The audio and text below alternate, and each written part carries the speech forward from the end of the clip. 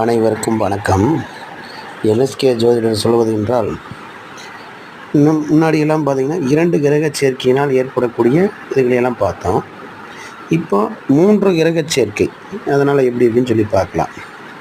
அதாவது சூரியன், சந்திரன், செவ்வாய் இவர்கள் ஒன்று சேர்ந்து ஒரு ராசியில் இருந்தபோது, ராசியில் பிறந்தவர்களுக்கு லட்சணம் இல்லாதவராகவும், பாவ கர்மங்களில் பிரியமுள்ளவராகவும், பால் வகை இயந்திரங்களை உண்டாக்கும் சாமர்த்தியம் உள்ளவராகவும், மரண கர்மங்களில் சத்துருக்களில் நாசம் செய்யும் திறமையானவராகவும், கால்பணி முதலியன கருமங்களை செய்கின்றதிலும் மிக சமத்துவம் வாய்ந்தவராகவும் ஆவார். அதாவது 3 கிரகங்கள் சேர்ந்திருந்தால் இந்த மாதிரி விஷயங்கள்லாம் செய்யக்கூடிய